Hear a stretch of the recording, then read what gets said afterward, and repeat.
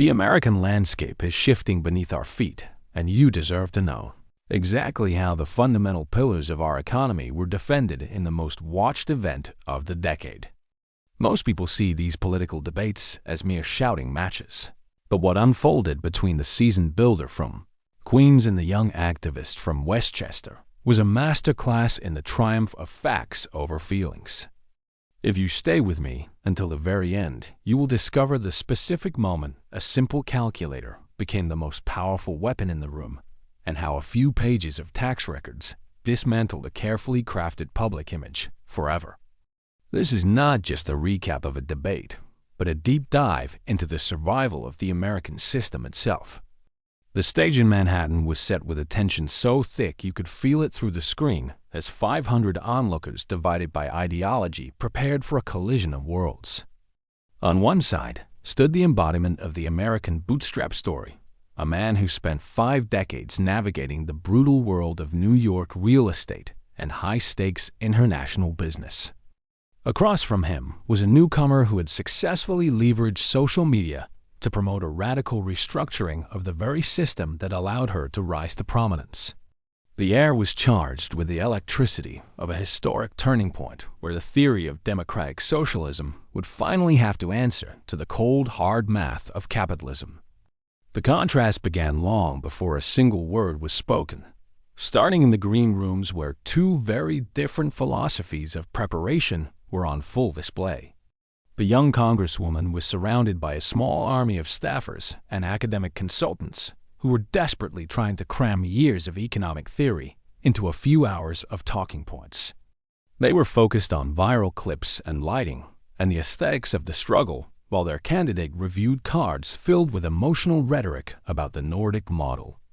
In the opposite room, there was no crowd and no frantic coaching, just a man with a Diet Coke and a folder full of receipts who had built skyscrapers and met payrolls for thousands of families.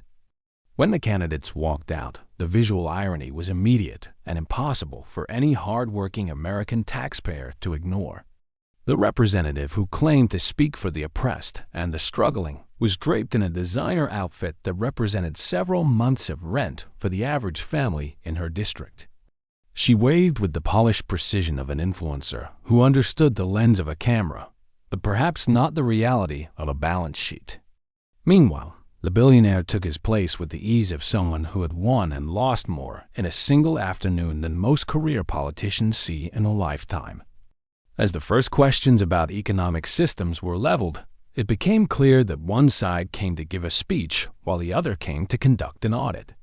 The opening salvos from the congresswoman were filled with the usual buzzwords about greed and exploitation, but they lacked the structural integrity of actual policy. She spoke of the American dream as if it were something stolen rather than something built through sweat and individual initiative. It was the classic socialist pitch designed to sound compassionate while ignoring the underlying mechanics of how wealth is actually generated in a free society. The billionaire did not leave with a lecture, but with a grin because he knew that the greatest enemy of a fantasy is the truth. He began by questioning the very foundation of her credentials, pointing out the massive disconnect between an expensive Ivy League education and a total lack of basic economic understanding. It is one thing to read about economics in a textbook, and quite another to understand how unemployment numbers are actually calculated in the real world. When you claim that people are working multiple jobs just to survive, you reveal a fundamental ignorance of how labor statistics are gathered. If you are finding this analysis of the real-world impact of economic policy helpful, please make sure to comment your thoughts below and subscribe to the channel for more deep dives into the stories that shape our nation. The debate moved quickly into the disastrous details of the Amazon headquarters deal, which remains one of the greatest self-inflicted wounds in the history of New York City.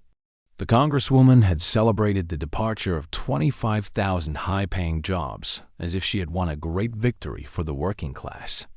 She viewed a tax incentive not as an invitation for investment, but as a pile of cash that could be magically redistributed to other programs.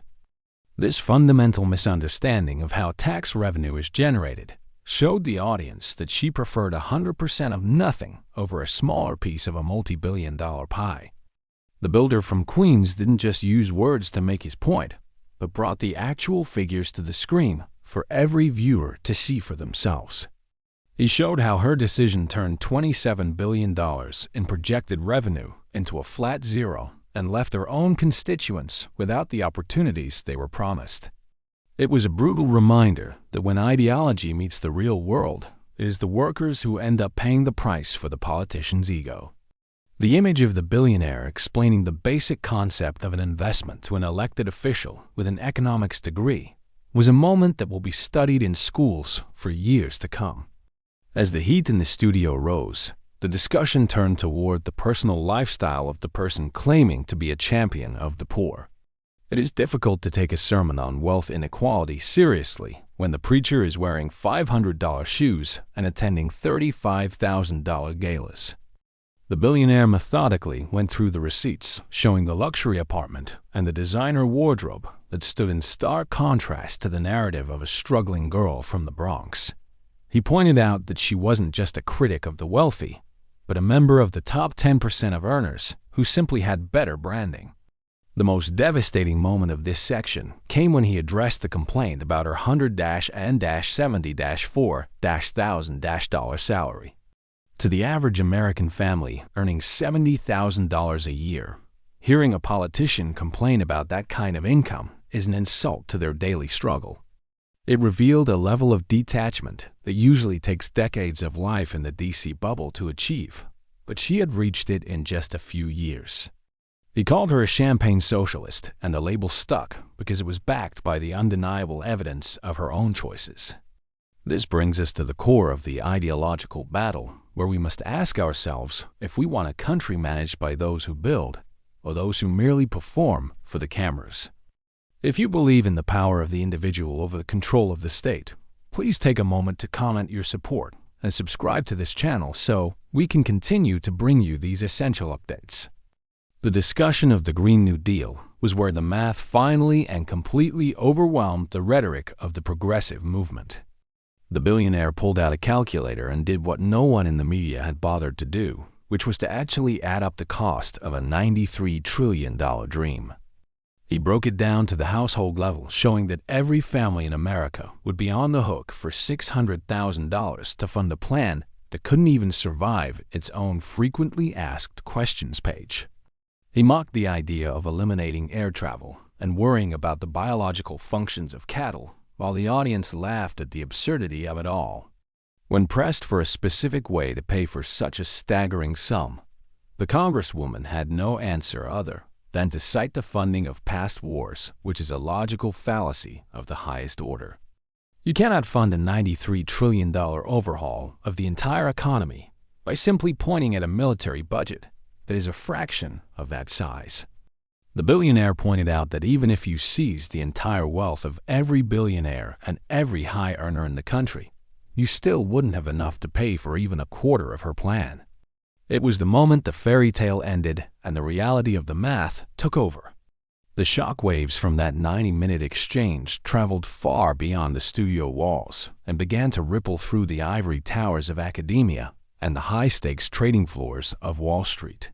For too long, we have seen a trend in our universities where theory is taught as gospel, while the practical application of business is treated with a strange kind of disdain. However, the aftermath of this debate forced a reckoning, even in the most liberal institutions, as the sheer mathematical impossibility of the socialist proposals became a central theme of study.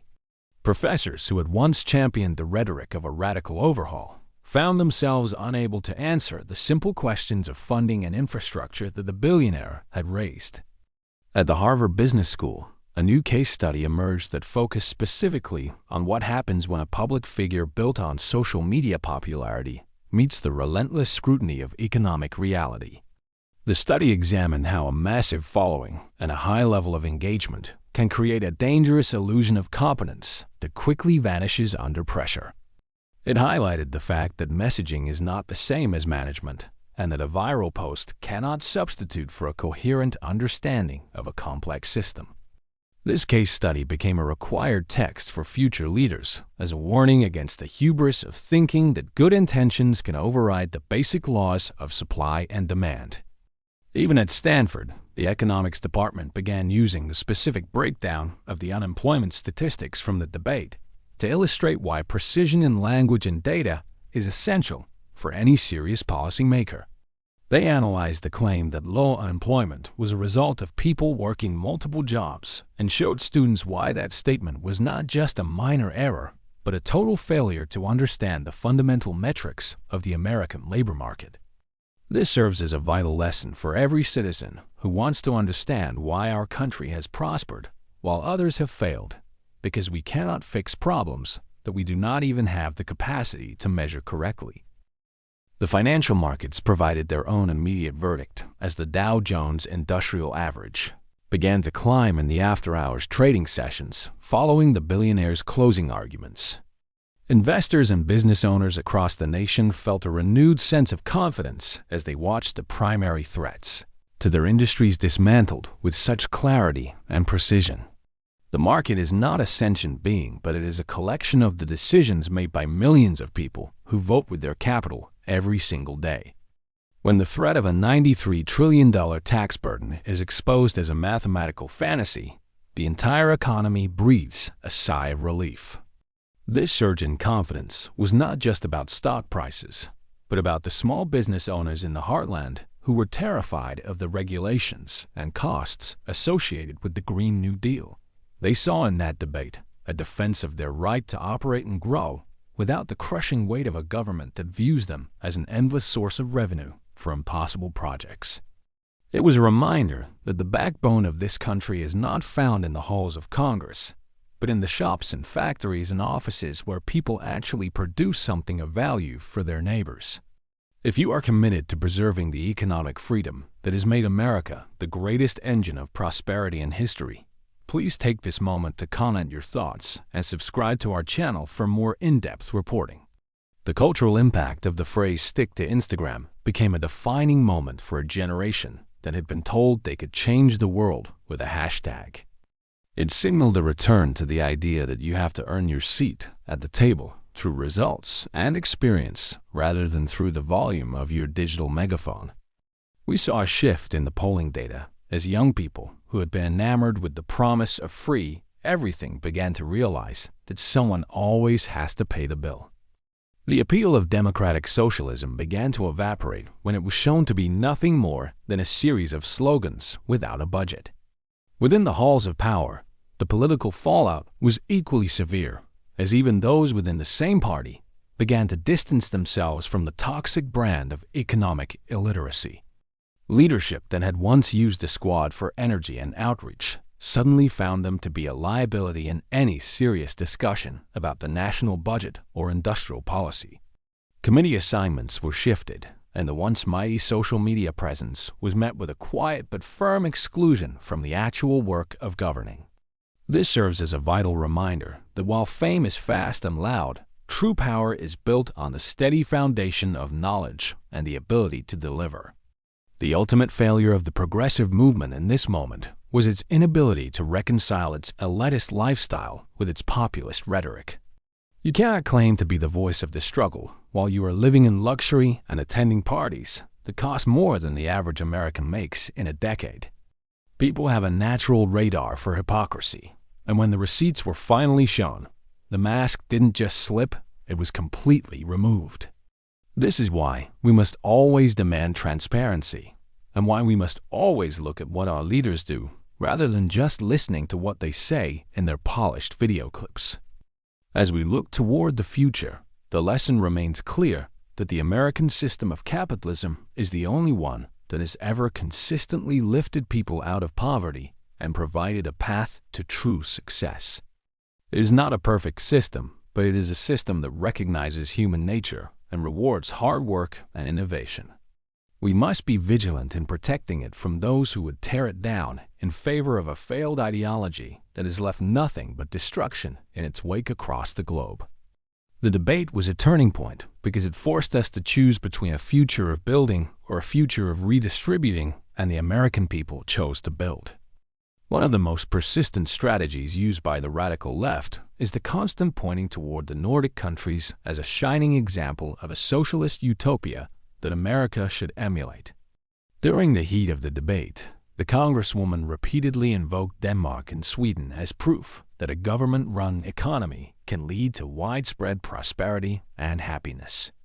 However, the builder from Queens was ready for this specific talking point and delivered a reality check that shifted the entire international perspective of the discussion.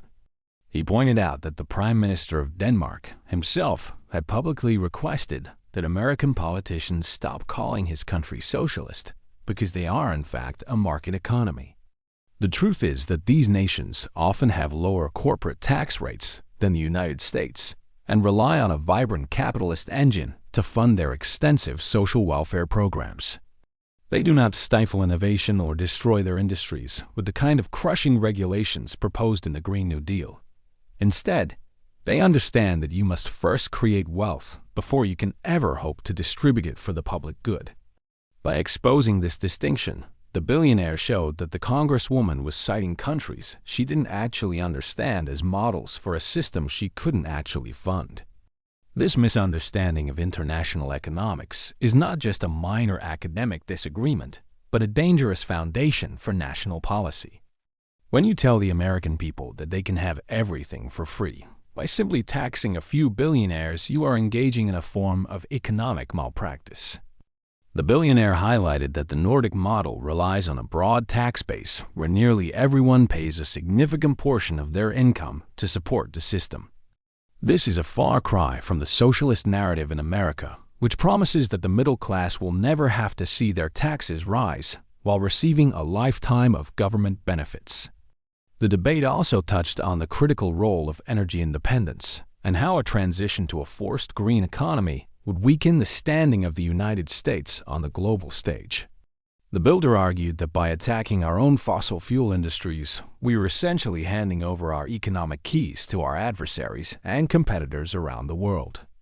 He pointed out that while we are debating the farts of cattle, other nations are building coal plants and investing in their own industrial capacity. A nation that cannot power itself or produce its own energy is a nation that has surrendered its sovereignty to the highest bidder. If you believe that America must remain a leader in energy production and maintain its independence through the strength of our own resources, please comment your views below and subscribe to the channel to join our growing community of patriots. As the billionaire walked the audience through the math of a $93 trillion price tag, he made it clear that this wasn't just about the money, but about the total control of the American life. If the government is responsible for every job and every home and every calorie of energy consumed, then the individual has no room left to breathe or create. This is the fundamental difference between the freedom of the market and the cage of the state. He argued that the American people don't want to be taken care of by a bureaucracy, but rather they want the opportunity to take care of themselves and their families. The reaction from the international community was one of quiet realization as the myths of a painless transition to socialism were dismantled on a global stage. Leaders in other developed nations watched as the American debate centered on the reality of the balance sheet rather than the fluff of the social media post. It served as a reminder that the world still looks to the United States as the ultimate guardian of the capitalist system and the primary engine of global growth. When we defend our economic principles, we are not just helping ourselves, but we are providing a stable foundation for the entire free world to prosper. The conversation eventually returned to the concept of the self-made individual versus the government-made dependent. The builder spoke about his time in the construction trenches and the lessons learned from the men and women who actually lay the bricks and weld the steel of our great cities. He contrasted this with the ivory tower activists who have never produced a physical product or navigated a payroll tax in their lives. He argued that we are a nation of builders and that our greatness comes from the freedom to risk and fail and eventually succeed through our own merit.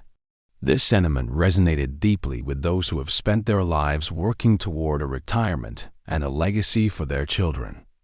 They saw in the debate a reflection of their own values and a rejection of the idea that their hard-earned success is somehow a crime against society. The billionaire's defense of the American dream was not just a political tactic, but a genuine expression of the philosophy that has defined his entire career. It was a message that reminded us all that the best way to help the struggling is to provide them with a job and a growing economy rather than a government check and a set of empty promises. As we move forward from this historic event, the focus must remain on the facts and the figures that truly drive our prosperity. We cannot afford to be led by those who prefer the optics of the struggle over the hard work of the solution. The debate showed us that when we stand up for the truth and demand accountability, the pillars of the radical left begin to crumble under their own weight. We must continue to ask the hard questions and demand real answers from those who wish to lead us into a future they cannot even begin to define. To understand the full weight of the billionaire's arguments, we must look at the dark shadows of history that the radical left chooses to ignore whenever they pitch their utopian visions.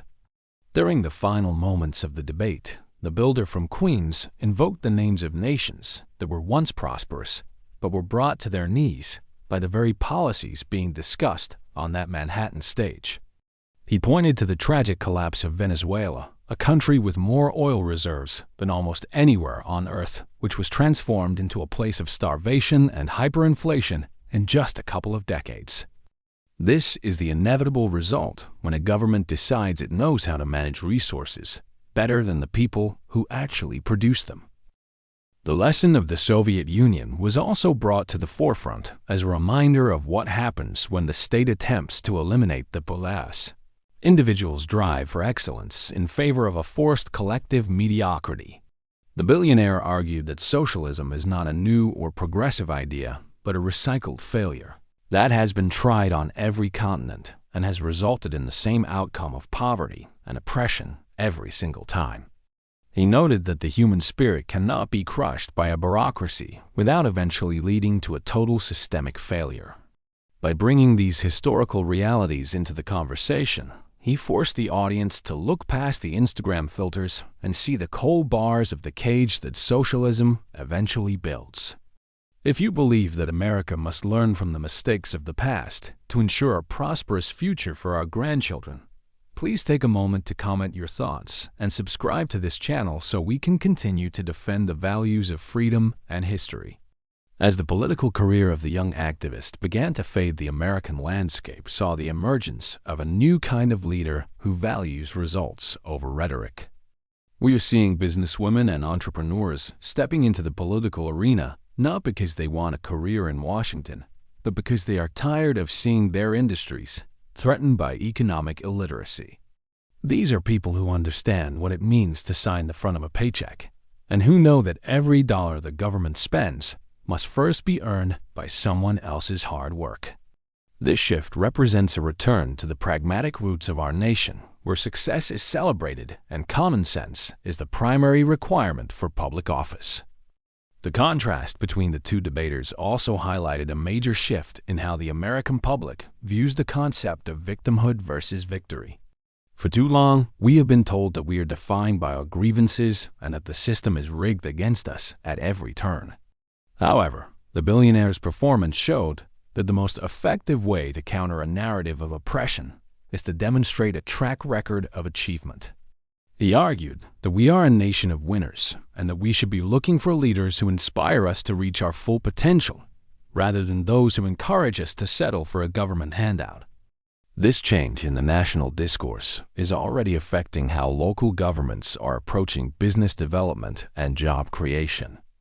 After seeing the public backlash against the rejection of major employers like Amazon city councils across the country, are becoming much more wary of the radical activists who prioritize ideology over the livelihoods of their citizens.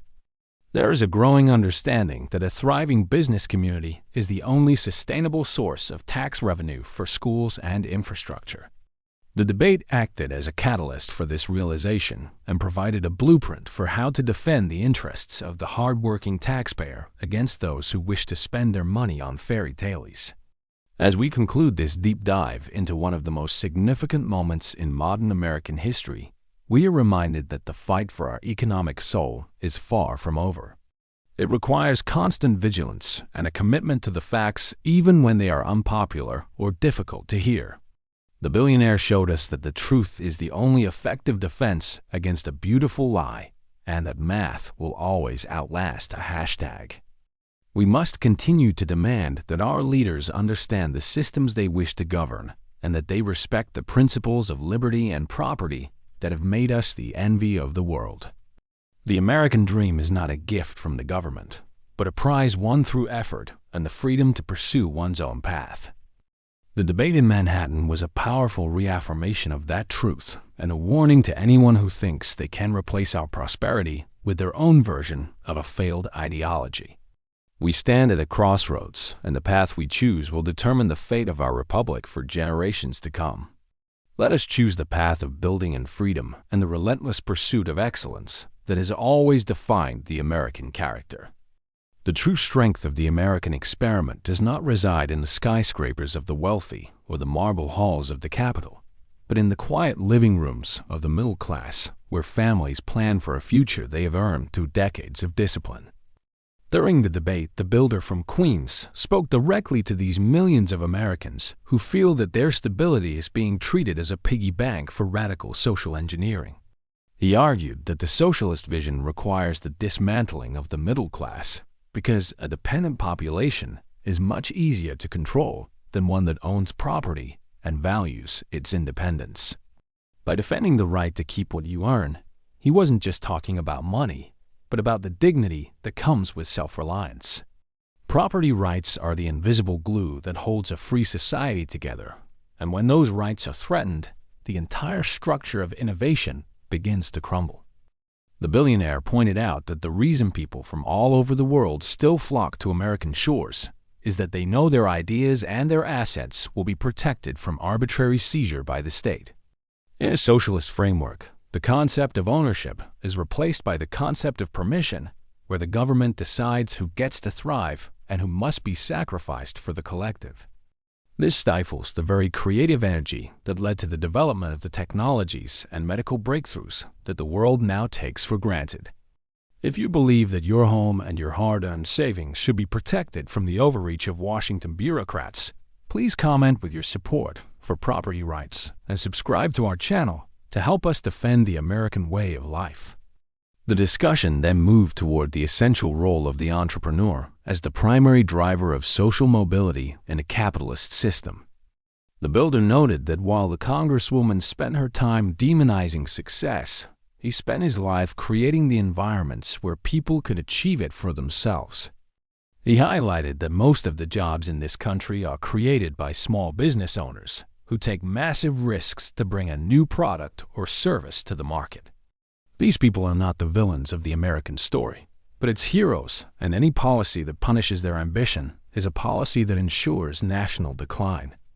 The billionaire also addressed the myth that government-run industries are more efficient or more compassionate than those driven by market competition.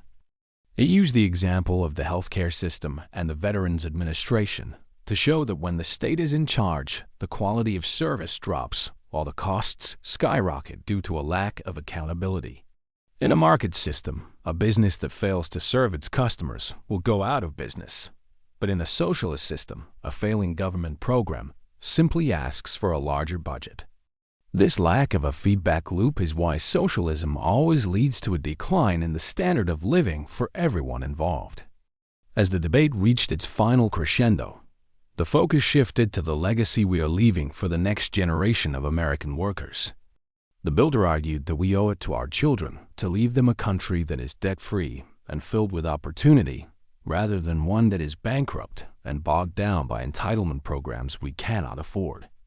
He noted that the $93 trillion plan proposed by the activists would be a millstone around the necks of our descendants for a century.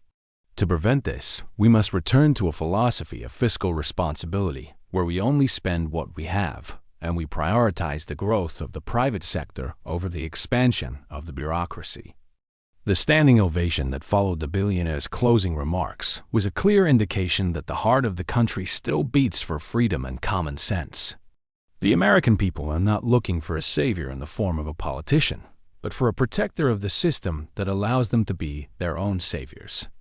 The debate was a reminder that when the light of truth is shone upon the dark corners of radical ideology, it cannot survive the scrutiny of a people who know the value of their own labor. We will continue to build and we will continue to prosper because that is the American tradition, and it is a tradition that we will never surrender. A nation is only as strong as its ability to produce the essential goods its citizens require, and for too long our educational system has prioritized academic theory over the practical skills that build a country. During the landmark debate, the billionaire from Queens highlighted a glaring flaw in the current progressive strategy, which is the belief that everyone needs a 4-year liberal arts degree to be a valuable member of society. He argued that we have neglected the trades and the vocational training that produce the electricians, the plumbers, and the machinists who are the true lifeblood of the American industry.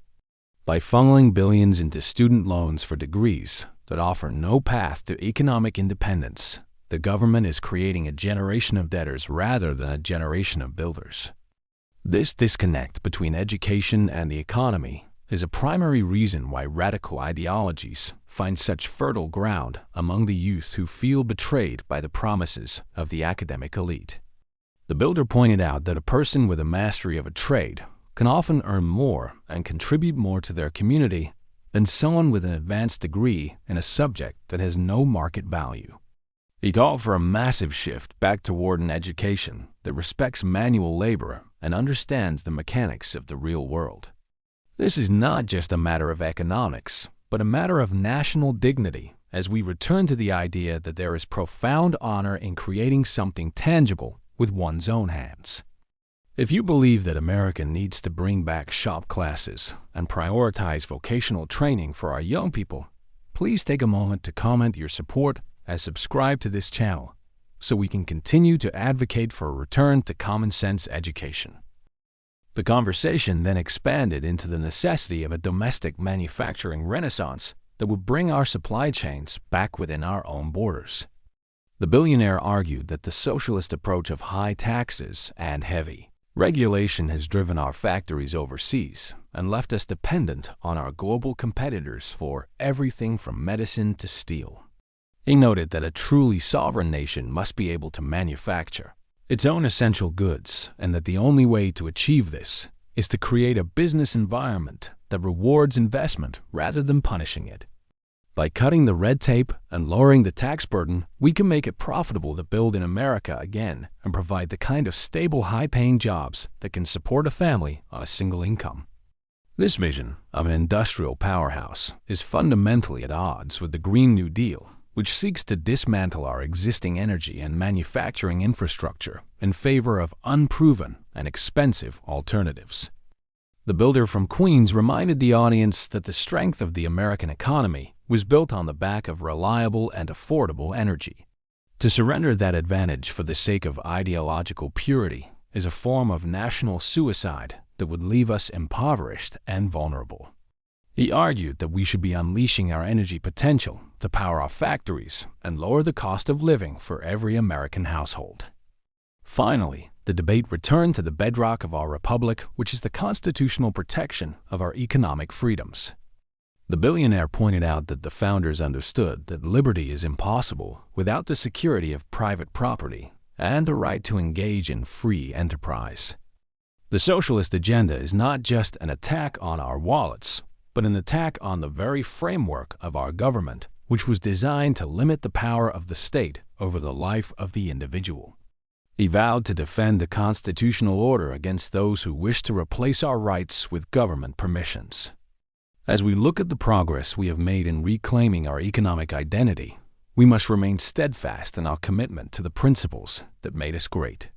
The debate was a clear victory for those who believe in the power of the individual and the promise of a free market.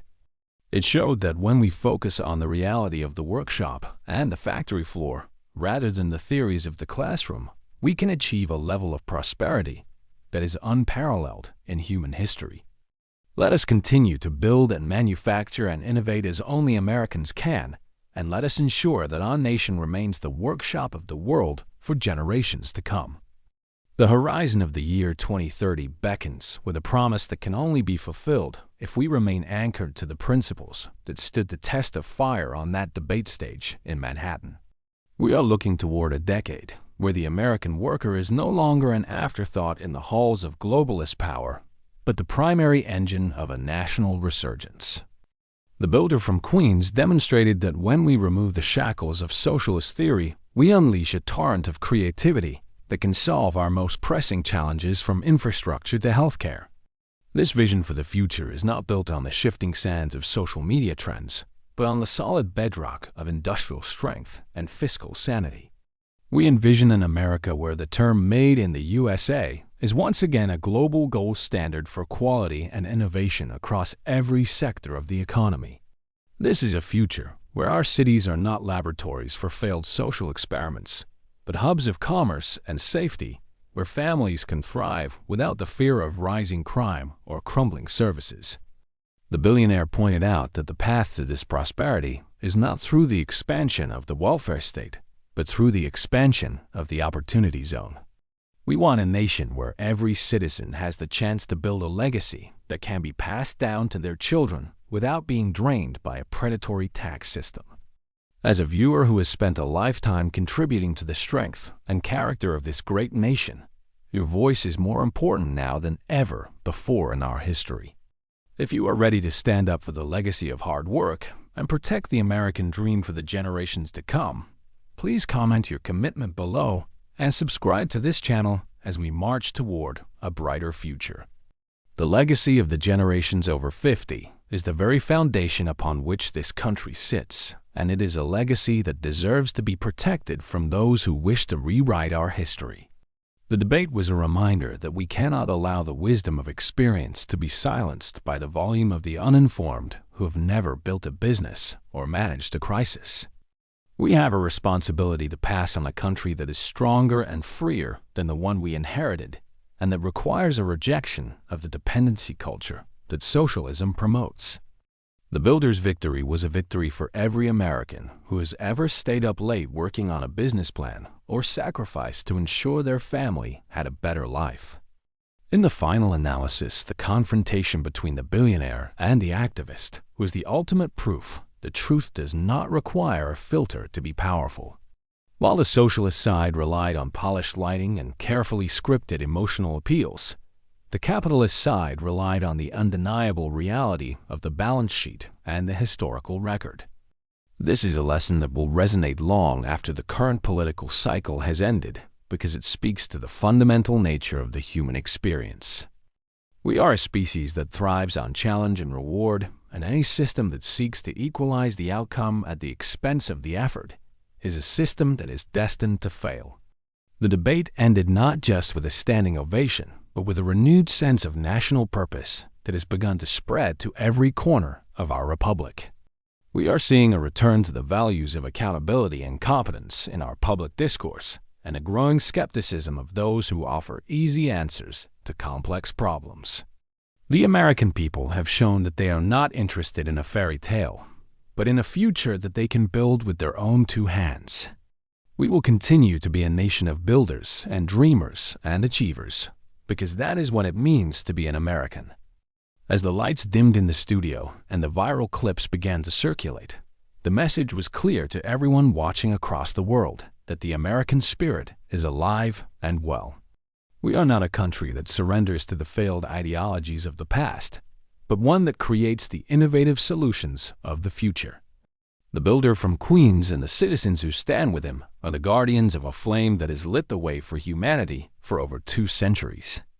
Let us keep that flame burning bright as we move forward into a new era of unprecedented prosperity and freedom for all who are willing to work for it.